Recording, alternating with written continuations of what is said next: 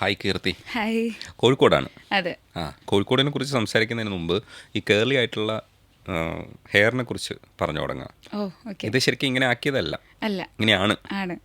രാവിലെ കുളിക്കുമ്പോൾ എളുപ്പമായിരിക്കും അല്ലേ? അതെ അതെ. കുളിയിലാണ് മെയിനായിട്ട് ഇതിന്റെ ഭംഗി ഷേപ്പ് വരുന്നത്. അതെ അതെ. കുളിക്കുമ്പോൾ ഇങ്ങനെ ആയിക്കഴിഞ്ഞാൽ ഇങ്ങനെയാവും, അതെ. ഇങ്ങനെ ആയിക്കഴിഞ്ഞാൽ ഇങ്ങനെയാവും. അത് ഊഹിക്കാൻ പറ്റും. ചില പയ്യന്മാരൊക്കെ ഉണ്ട്, അവന്മാരുടെ കേളി ആയിട്ടുള്ള മുടിയാകുമ്പോൾ ഇത് ചീകിയെന്ന് വെക്കണ്ടെന്നേ, അത് അങ്ങനെ തന്നെ ഇരുന്നോളൂ. ഭയങ്കര എളുപ്പമാണ്. നമ്മളൊക്കെ ഇങ്ങനെ ഇട്ട് കഴിഞ്ഞാൽ പ്രാന്താണെന്ന് വിചാരിക്കും. പക്ഷെ നല്ല ഭംഗിയുണ്ട് കേട്ടോ. Thank you. എടാ, പാട്ട് എങ്ങനെയാണ് പഠിച്ചു തുടങ്ങിയത്? പാട്ട് ചെറുപ്പം മുതലേ പഠിക്കുന്ന സമയത്ത്, ചെറുപ്പത്തിൽ ഒരു 3ാം ക്ലാസ്സൊക്കെ പഠിക്കുന്ന സമയത്ത് ആദ്യമായിട്ട് എൻ്റെ ടീച്ചറാണ് ടേപ്പ് റെക്കോർഡറിൽ കാസറ്റ് ഒക്കെ ഇട്ട് എന്നെ പഠിപ്പിക്കാൻ തുടങ്ങിയത്. അപ്പോൾ ടീച്ചറാണ് സുഹാസിനി ടീച്ചർ എന്ന് പറയും. ടീച്ചർ ആണ് കൂടുതലും എന്നെ ഈ പറയുന്ന കലോത്സവം അങ്ങനത്തെ ഇതിലേക്കൊക്കെ കൂടുതൽ മോട്ടിവേറ്റ് ചെയ്യാനും എല്ലാം ചെയ്തു തുടങ്ങിയത് ടീച്ചറാണ്. പിന്നെ അമ്മ അച്ഛൻ അവർ എൻ്റെ ബാക്കിൽ തന്നെ അതുപോലെ തന്നെ ഉണ്ടായിരുന്നു കൂടെ എല്ലാ കാര്യത്തിനും. അങ്ങനെയാണ് ഇതിലോട്ട് വരുന്നത്. പിന്നെ ചെറിയ ചെറിയ വേദികളിൽ പാടാൻ തുടങ്ങി അങ്ങനെ. പിന്നെ എൻ്റെ ഏട്ടനുണ്ട്, കസിൻ ബ്രദർ. ചേട്ടൻ സിംഗറാണ്. അപ്പോൾ ചേട്ടനാണ് എന്നെ കുറച്ച് അത്യാവശ്യം നല്ല ഇൻസ്ട്രുമെൻറ്റ്സ് ഉള്ള വേദികളിലേക്ക് ഇൻട്രൊഡ്യൂസ് ചെയ്യുന്നതും. ചേട്ടന് സ്വന്തമായിട്ട് ഒരു നാട്ടിലൊരു ടീമുണ്ടായിരുന്നു. അവരുടെ കൂടെയാണ് ഞാൻ ആദ്യമായിട്ട് പാടാൻ ഇൻസ്ട്രുമെൻറ്റ്സ് വെച്ച് പാടുന്നത്. അങ്ങനെ പാടി പാടി പാടി പിന്നെ ചേട്ടൻ ഗൾഫിൽ പോയപ്പോൾ പിന്നെ ഞാൻ ഒറ്റയ്ക്ക് പിന്നെ ഒറ്റയ്ക്ക് പാടി. പിന്നെ ഒറ്റയ്ക്ക് പാടി. പിന്നെ ഒറ്റയ്ക്ക് വേദികൾ കീഴടക്കി ഈ വേദി വരെ എത്തി. അതെ അതെ. അങ്ങനെയാണ്. പക്ഷെ ഭയങ്കര പക്വമതിയായിട്ട് സംസാരിക്കുന്നുണ്ട്. ഇങ്ങനെയായിരുന്നു അത്, പിന്നെ എങ്ങനെയാണ് ഇത്, പിന്നെ ഇങ്ങനെയാണെന്നൊക്കെ പറയുന്നുണ്ട്. പക്ഷേ ഭയങ്കര ചൈൽഡിഷ് ആണെന്നാണ് ഇവർ പറഞ്ഞത്. അതെ, കുറുമ്പിയാണ്. അതെ, കുറുമ്പാണ് കൂടുതൽ. എന്നിട്ടെന്താ ഈ ഫ്രെയിമിലേക്ക് വന്നപ്പോൾ ഈ കുറുമ്പൊന്നും ഇല്ലാതെ ഭയങ്കര അത് പിന്നെ അതായിട്ടുള്ളത്. ചേട്ടന് ഒരുപാട് ഇന്റർവ്യൂസ് കണ്ടിട്ടുണ്ട്. ഇതാണ് കുഴപ്പം. അപ്പോൾ വിചാരിക്കുന്നത് അത് പക്വതയുള്ള ആൾക്കാരുമായിട്ടല്ലേ ഞാൻ ഇരുന്നിട്ടുള്ളത്. അപ്പോൾ അതുകൊണ്ട് അവരുടെ പക്വത എനിക്കും കിട്ടുന്നതാ. ഞാൻ പക്വതയില്ലാത്ത ഒരാളാണ് ശരിക്കും. അപ്പോൾ ശരിക്കും പറഞ്ഞു കഴിഞ്ഞാൽ ഇവിടെ ഇവർ പറഞ്ഞതെന്ന് വെച്ചാൽ ഈ തരത്തിൽ ഒരു കുസൃതിയുള്ളൊരു കുട്ടിയാണ്, അത്യാവശ്യം കുസൃതിയെ കാണിക്കുന്ന കുട്ടിയാണെന്നാണ് പറഞ്ഞത്. അപ്പം എന്തൊക്കെ കുസൃതിയാണ് ഇവർ? വഴക്കാളിയാണ് ഭയങ്കര. ഒന്നും പറഞ്ഞാൽ കേൾക്കത്തില്ല. എൻ്റെ ഒരു റൂട്ടുണ്ട്, അതിലല്ലാണ്ട് പോകത്തില്ല. ഇനിയിപ്പോൾ അത് പറ്റില്ലല്ലോ. ഇവിടെ ഒരു ഫ്രെയിം ഉണ്ട്. ഇവിടെ എന്തായാലും നമുക്ക് ഒരുപാട് റൂൾസും കാര്യങ്ങളും ഒക്കെ ഉണ്ട്. അതിനെ അല്ല, അങ്ങനെ ഉള്ള റൂൾസ് എനിക്ക് അറ്റൻഡ് ചെയ്യാൻ ഭയങ്കര ഇഷ്ടമാണ്. ഏറ്റവും കൂടുതൽ കാണിക്കുന്നത് അച്ഛൻ്റെ അമ്മയുടെ അടുത്തുനിന്ന് മാത്രമേ ഉള്ളൂ, വേറെ പുറത്താരടുത്തും കാണിക്കാറില്ല. അങ്ങനെ തല്ലിയിട്ടില്ല ഇതുവരെ. പക്ഷെ ഒരു തൊട്ട് താഴെ വരെ, പിന്നെ ഇങ്ങോട്ട് തിരിച്ചു വന്നു. അതങ്ങനെ തന്നെ പോട്ടെ. ഇവിടെയും തല്ല് വാങ്ങിക്കണ്ട കേട്ടോ. ശരസാറിൻ്റെ കയ്യിൽ നിന്ന് നല്ല കമന്റ്സ് വായിച്ച് മുന്നോട്ട് പോകാൻ വേണ്ടിയിട്ടുള്ള പഠിത്തമായിട്ട് അവിടെ ചെല്ലണം. ഇങ്ങനെ പഠിച്ചു തുടങ്ങിയോ? എന്താണ് പഠിത്തത്തിന്റെ ലെവല്? അതെ, പഠിച്ചു തുടങ്ങി. നമ്മൾ ഇതിലേക്ക് വരുമ്പോൾ നമുക്ക് ഓൾറെഡി പാട്ട് കിട്ടിയിട്ടുണ്ടാവല്ലോ. ആ പാട്ട് പഠിച്ചത് നമ്മൾ പഠിച്ചതല്ല ഇതിൻ്റെ കറക്റ്റ് ആധാരം എന്നുള്ളതാണ് നമുക്ക് മനസ്സിലാവുന്നത്. ഇപ്പോൾ നമുക്ക് ഗ്രൂമിങ് കഴിഞ്ഞു. ടീച്ചറും സാറും നമ്മൾ നന്നായിട്ടാണ് കെയർ ചെയ്യുന്നത്. ഒരു അരമണിക്കൂർ 1 മണിക്കൂറിൻ്റെ പഠനം കൊണ്ട് നമ്മളതിൽ ഒരു പാട്ടിൽ കാണാത്ത ഒരുപാട് മാജിക്കുള്ള ഒരുപാട് പോർഷൻസ് നമുക്ക് മനസ്സിലാക്കി തരികയും അതിൻ്റെ ഡെപ്ത് മനസ്സിലാക്കി തരികയും എല്ലാം ചെയ്യുന്നൊരു 2 ഒരു ടീച്ചറിനെയും സാറിനെയും എനിക്ക് കിട്ടിയിട്ടുള്ളത്, ഞങ്ങൾക്ക് കിട്ടിയിട്ടുള്ളത്. അപ്പോൾ അതിലൊരുപാട് സാറ്റിസ്ഫൈഡ് ആണ്, അതിലൊന്നും പറയാനില്ല. അപ്പോൾ ഈ ഒരു സെക്ഷൻ പറയുന്നത് ഭയങ്കര സന്തോഷമുള്ള കാര്യമാണ്. ടീച്ചേഴ്സിനെ കാണുന്നതും സംസാരിക്കുന്നതും അതുപോലെ തന്നെ കറക്റ്റ് ടൈമിന് അവിടെ എത്തുന്നതും ഫുഡ് കഴിക്കുന്നതും, ഫുഡ് കഴിച്ചില്ലെങ്കിലും ടീച്ചേഴ്സിനെ അടുത്ത് എത്തണം എന്നുള്ള ഒരു ഇതൊക്കെയാണ് ഇപ്പോൾ നടന്നുകൊണ്ടിരിക്കുന്നത്. ഭയങ്കര ഹറിബറി സിറ്റുവേഷൻ കൂടെ ആയിരിക്കും ഇനി അങ്ങോട്ടുള്ളത്. അതിനെയൊക്കെ ഫേസ് ചെയ്യേണ്ടി വരും. പക്ഷെ നമ്മൾ എത്രത്തോളം അപ്ലിഫ്റ്റ് ചെയ്യണമെന്നുള്ളതും ഇപ്പോൾ അപ്ഡേറ്റ് ചെയ്യേണ്ടതുണ്ട്. പല കാര്യങ്ങളിലും നമ്മൾ മാറേണ്ടതുണ്ട്. അതിൻ്റെയൊക്കെ ഒരു സൂചന കിട്ടിയില്ലേ? കിട്ടി. ഒരുപാട് നമ്മളെങ്ങനെ കുറച്ചുകൂടെ നമ്മൾ കൂടുതലും നമ്മുടെ പാഷനിലുള്ള ആൾക്കാരെ കണ്ടുമുട്ടുന്നത് ഇപ്പോഴാണ്.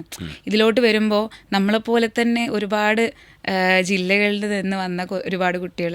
അപ്പോൾ അവരെ എങ്ങനെയാണ് പാട്ടിനെ ഒബ്സർവ് ചെയ്യുന്നത്, അവരെന്തൊക്കെ നമുക്ക് പറഞ്ഞു തരുന്നുണ്ട്, അല്ലെങ്കിൽ നമ്മളെ കൂടെ എങ്ങനെ നിൽക്കുന്നുണ്ട്, അങ്ങനത്തെ ഒരുപാട് കാര്യങ്ങൾ ഇവിടെ നിന്ന് മനസ്സിലാക്കാനും അതുപോലെ തന്നെ നമ്മുടെ ക്രൂ മെമ്പേഴ്സ് മൊത്തം എല്ലാവരും നമ്മുടെ കൂടെ നമുക്ക് വേണ്ട എല്ലാ കാര്യങ്ങളും ഭയങ്കര അടിപൊളിയായിട്ട് തന്നെയാണ് ചെയ്ത് മുന്നോട്ട് പോയിക്കൊണ്ടിരിക്കുന്നത്. അതുകൊണ്ട് ഒരു പരാതികളും അവിടെ പറയാനില്ല.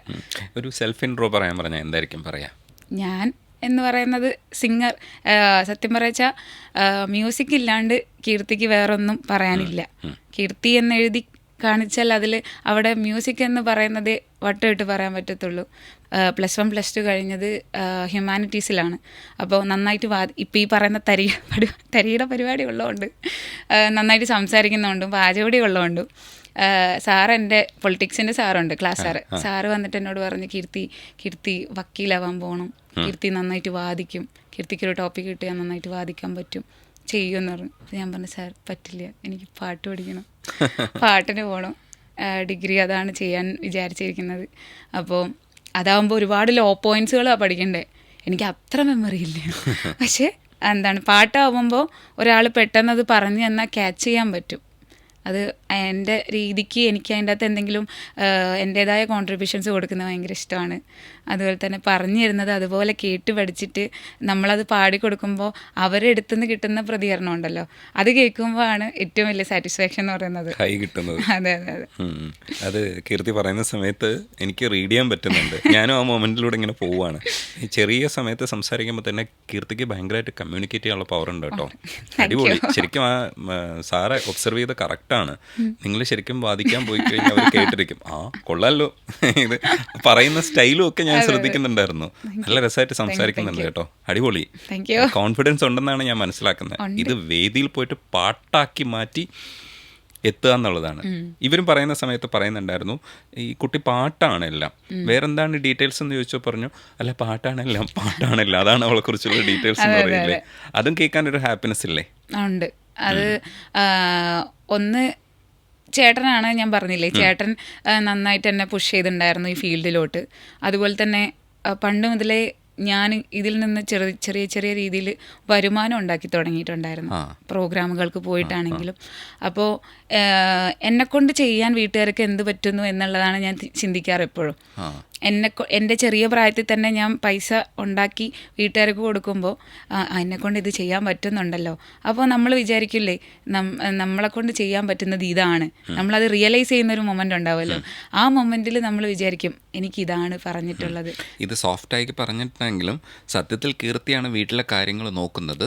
അതിന് പാട്ട് എന്ന് പറയുന്നത് കീർത്തിക്ക് സഹായമാകുന്നുണ്ട്. അതെ അതെ അതെ അതെ, അങ്ങനെ തന്നെയാണ്.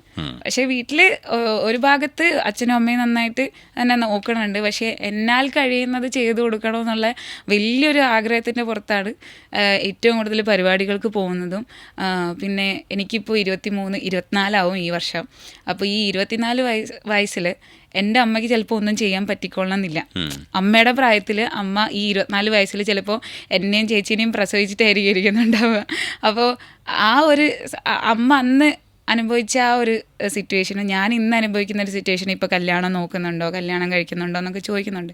പക്ഷേ ഈ ഇന്നത്തെ കാലത്തെ ന്യൂസുകളും ഇതൊക്കെ കേൾക്കുന്ന സമയത്ത് നമുക്ക് തോന്നും, നമ്മൾ ഇൻഡിപെൻഡൻ്റ് ആയിട്ട് ജീവിക്കുന്നിടത്തെ നമ്മുടെ ലൈഫ് സെക്യൂർഡായിട്ട് സന്തോഷമായിട്ട് ജീവിക്കാൻ പറ്റുള്ളൂ എന്നുള്ളത്.